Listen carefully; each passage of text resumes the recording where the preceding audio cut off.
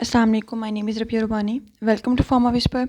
आज जो हमारा टॉपिक है, हमारे पास जो अमाइनो एसिड मेटाबॉलिज्म है, मीन के प्रोटीन मेटाबॉलिज्म है, उसमें एक टॉपिक आता है विच इज़ यूरिया साइकिल।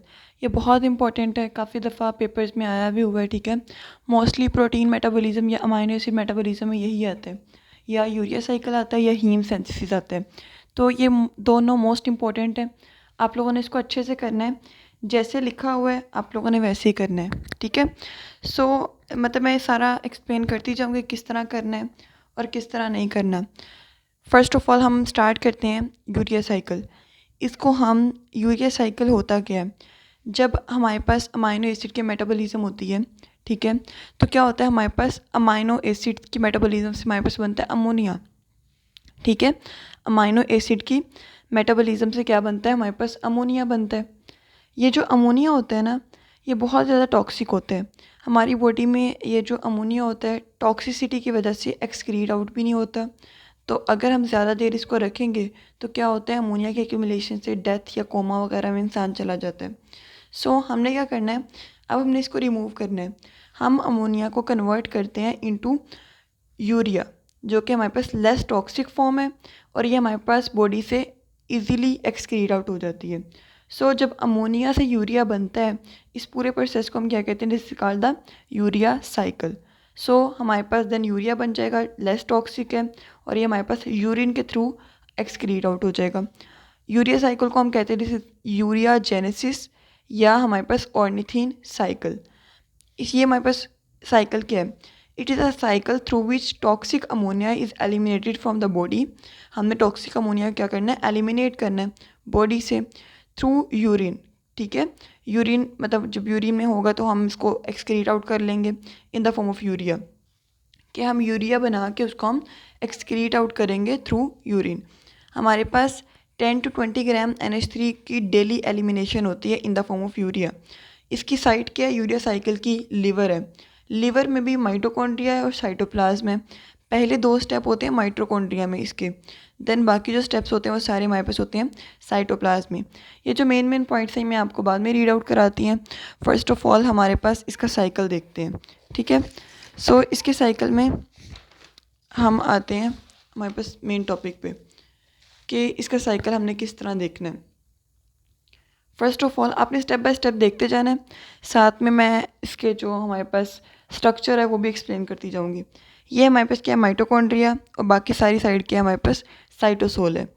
इसमें हम कहते हैं माइटोकॉन्ड्रिया में सबसे पहले क्या होता है, हमारे पास CO2 और NH3 ये हमारे पास कंबाइन होते हैं, ठीक है। कार्बन डाइऑक्साइड और अमोनिया कंबाइन होते हैं। इससे क्या होता है, हमारे पास कार्बामोइल फॉस्फेट बनता है। कार्बामोइल फॉस्फेट किसकी प्रेजेंस में बनता है, कार्बामोइल फॉस्फेट सिंथेस 1 की प्रेजेंस में बनता है। ये हमारे पास क्या होता है, एंजाइम यूज़ होता है। 2 ATP यहाँ पे यूज़ होते हैं, ठीक है। यूरिया साइकिल में कोई चीज़ बन नहीं रही, कोई ATP बनता नहीं है, बल्कि यूटिलाइज होते हैं। ये हमारे पास बन गया कार्बामोइल फॉस्फेट, ये इसके स्पेलिंग ये है कार्बामोइल के। ये क्या होगा, यहाँ से जो ऑर्निथीन होता है ना, साइटोसोल से जो आता है माइटोकॉन्ड्रिया में, उसके साथ क्या होता है, रिएक्ट करते हैं in the presence of ornithine transcarbamylase, इसकी प्रेजेंस में करते हैं और क्या होता है, सिट्रुलिन बना देते हैं। ऑर्निथीन ये हमारे पास कितने कार्बन है देखने गौर से, 1 2 3 4 5, 5 कार्बन ऑर्निथीन है, दिस इज़ 1 कार्बन, ठीक है। अब क्या होगा, यानी कि कितने कार्बन होने चाहिए, यहाँ पे 6 कार्बन होने चाहिए, क्योंकि यहाँ पे ना तो हमारे पास कोई कार्बन डाइऑक्साइड निकला जो हमारे पास कार्बन की रिमूवल हो या एडिशन हो। इसमें होने चाहिए 6 कार्बन। तो हमने क्या करना है, ये वाला जो NH2 C double bond O, ठीक है, ये लग गया, इतना मॉलिक्यूल लग गया। बाकी जो फॉस्फेट है ये यहाँ पे रिमूव हो गया, ये मॉलिक्यूल हमने अटैच कर दिया, बाकी ये सारा मॉलिक्यूल वैसे का वैसे आ गया हमारे पास NH, ठीक है, क्योंकि ये वैलेंसी पूरी हो जाती है कार्बन नाइट्रोजन की। बाकी सारे मॉलिक्यूल को हम वैसे अटैच कर देते हैं, ये हमारे पास बन जाता है सिट्रुलिन। नेक्स्ट क्या होता है, सिट्रुलिन एंटर करता है हमारे पास साइटोसोल में, साइटोप्लाज्म में एंटर करता है, यहाँ पे एस्पार्टेट के साथ रिएक्ट करता है। अब हमारे पास क्या होता है, एस्पार्टेट बनता कैसे है, ऑक्जेलो acetate convert into glutamate, glutamate next aspartate में कन्वर्ट होता है जो कि सिट्रुलिन के साथ मिलता है और हमारे पास बनाता है आर्जिनो सक्सीनेट। किसकी प्रेजेंस में? आर्जिनो सक्सीनेट सिंथेटेज की प्रेजेंस में। यहाँ पे एक एटीपी एएमपी में कन्वर्ट होता है, यहाँ पे एएमपी आता है, ठीक है, एएमपी में कन्वर्ट होता है। तो यहाँ पे क्या होता है? आर्जिनो सक्सीनेट बनता है।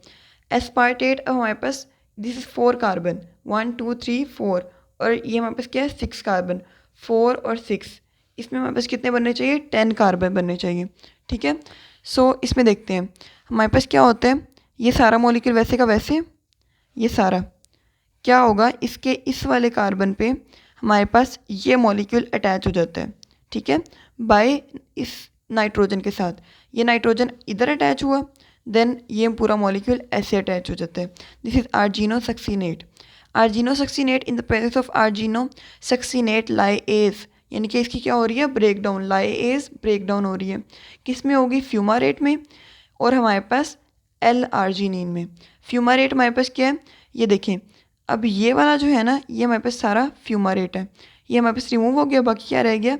ये रह गया। सो ये सारा मॉलिक्यूल वैसे का वैसे, डबल बॉन्ड एन एच आ गया बस। तो ये हमारे पास क्या है? This is L arginine. तो ये बन गया। अब एल आर्जिनिन क्या होता है? ये इन द प्रेजेंस ऑफ आर्जिनेस, हमारे पास वाटर की एडिशन होती है, और हमारे क्या बन जाता है? हमें यूरिया मिल जाता है और ऑर्निथिन मिल जाता है। जो हमने लेना है वो मिल जाता है, यूरिया, ठीक है। एक कार्बन इधर आ जाएगा, ठीक है, एक कार्बन हमारे पास इधर आ गया, बाकी जो कार्बन आएंगे 6 वो हमारे पास इधर आ जाएंगे। सो ये हमारे पास ऑर्निथीन बन जाता है, जो कि ऑर्निथीन एंटर करता है हमारे पास अगेन माइटोकॉन्ड्रिया में, फिर सिट्रुलिन बनाता है, देन पूरा फिर दोबारा यूरिया साइकिल कैरी आउट होता है। सो इसमें हमारे पास क्या होता है? यूरिया बन गया। अब ये यूरिया क्या होता है? हमारे पास एक्सक्रीट आउट हो जाता है बॉडी से, और ये हमारे पास पूरा साइकिल कंप्लीट हो जाता है। सो होप सो समझ आ गई है ये सारा, ठीक है। ओवरऑल ये हमारे पास साइकिल है। अब क्या करते हैं हम, इसके देखते हैं निमोनिक्स। इसकी जो निमोनिक्स है ना, उसमें आपने याद रखनी है, शॉर्ट सी है, orange colour cat always ask for an umbrella. Orange से ऑर्निथीन, और यहाँ से कार्बोमोइल फॉस्फेट, ये दोनों रिएक्ट करते हैं, कंबाइन होते हैं, बनाते हैं सिट्रुलिन। सिट्रुलिन और एस्पार्टेट मिलते हैं, क्या बनाते हैं हमारे पास? आर्जिनो सक्सीनेट। आर्जिनो सक्सीनेट देन फ्यूमारेट में कन्वर्ट होता है, और हमारे पास किस में कन्वर्ट होता है? आर्जिनिन में। आर्जिनिन नेक्स्ट हमारे पास अम्ब्रेला में कन्वर्ट हो जाता है, यानी कि सॉरी हमारे पास यूरिया में कन्वर्ट हो जाता है, ठीक है। ये आपने फर्स्ट लेटर से याद कर लेना इस पूरे को, ये पूरा साइकिल कैसे है। बाकी हम इसको रीड आउट करते हैं। ये जो है हमारे पास इसके जो मेन पॉइंट्स हैं, ठीक है। सो हम कहते हैं इसके जो मेन पॉइंट्स में, कार्बन डाइऑक्साइड जो होती है ना, वो हमारे पास यूरिया में कार्बन देती है। फ्री अमोनिया जो होता है हमारे पास एक नाइट्रोजन देता है यूरिया को। इंजाइम्स रिक्वायर्ड होते हैं, जो कि हमारे पास कौन सा होता है?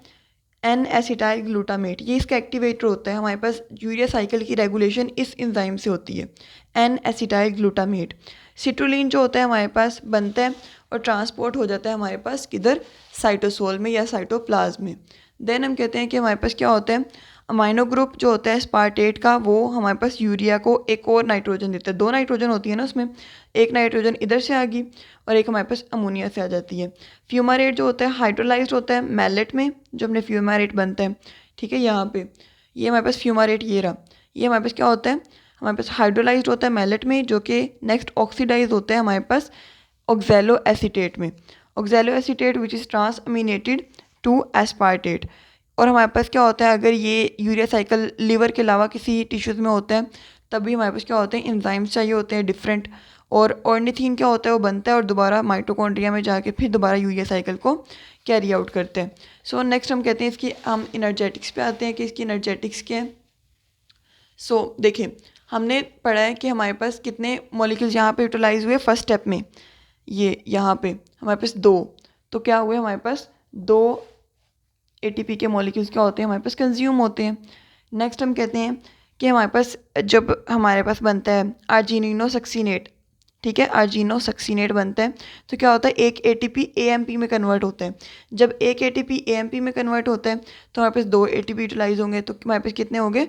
टोटल 4 एटीपी यूटिलाइज होती हैं। सो ये हमारे पास किनेर्जेटिक्स आती है। नेक्स्ट हम इसकी रेगुलेशन और सिग्निफिकेंस पढ़ते हैं। इसकी सिग्निफिकेंस और रेगुलेशन में सबसे पहले देखते हैं हमारे पास रेगुलेशन। रेगुलेशन क्या होती है? Allosteric activation. मैंने बताया था कि हमारे पास क्या होता है? कार्बामोइल फॉस्फेट सिंथेटेज एंजाइम होता है जिससे हमारे पास क्या बनता है, कार्बामोइल फॉस्फेट ये बनता है 1। ठीक है, ये हमारे पास रेट लिमिटिंग स्टेप होता है जो कि डिपेंड करता है एन एसिटाइल ग्लूटामेट एंजाइम पे। मैंने जब पढ़ाया आपको वो पॉइंट्स तो मैंने उसमें बताया कि एन एसिटाइल ग्लूटामेट क्या होता है, इसकी रेगुलेशन के लिए इंपॉर्टेंट होता है। सबस्ट्रेट की अवेलेबिलिटी जो होती है हमारे पास इसको रेगुलेट करती है, यानी कि जब प्रोटीन डाइट बहुत ज़्यादा होगी तो यूरिया साइकिल ज़्यादा होगा, और अगर हमारे पास क्या होता है ज़्यादा NH3 और ग्लूटामेट है तो क्या होता है, फास्टर रिएक्शन होता है हमारे पास, फास्टर साइकिल होता है। देन क्या कहते हैं, हार्मोनल रेगुलेशन, ग्लूकागोन और कॉर्टिसोल इसके रेट को इंक्रीज़ कर देते हैं जब हमारे पास मोस्टली हम फास्टिंग में होते हैं या हाई प्रोटीन इनटेक होती है। सिग्निफिकेंस में हमारे पास क्या होता है, डिटॉक्सिफिकेशन करता है अमोनिया की इनटू नॉन टॉक्सिक यूरिया, ताकि हमारे पास क्या हो, बॉडी से अमोनिया एक्सक्रीट हो जाए। ये हमारे पास क्या करता है, इट प्रिवेंट्स हाइपर अमोनीमिया। ठीक है, दिस इज मतलब कि हमारे पास क्या होता है, अमोनिया की जो हाई लेवल होता है ना उसको क्या करता है, प्रिवेंट करते हैं। क्योंकि अगर हमारे पास ब्रेन में हाई लेवल हो जाता है ना अमोनिया का तो क्या होता है, हमारे पास वहाँ पे कोमा या डेथ हो सकती है एक इंसान की। मेंटेन नाइट्रोजन होमियोस्टेसिस, होमियोस्टेसिस को मेंटेन करना है, लाइक हमारे पास उसकी एक्सक्रीशन, उसकी मेंटेनेंस, उसकी यूटिलाइजेशन सबको क्या करते हैं, रेगुलेट करते हैं। देन एसिड बेस बैलेंस को भी सपोर्ट करते हैं। सो ये था हमारे पास यूरिया साइकिल, होप से समझ आ गई है, ईजी है। अगर कुछ नहीं समझ आया तो आप लोग मुझसे पूछ सकते हैं, डिस्क्रिप्शन में व्हाट्सएप ग्रुप का लिंक है, वहाँ से ज्वाइन करके नोट्स भी ले सकते हैं। जज़ाकल्लाह।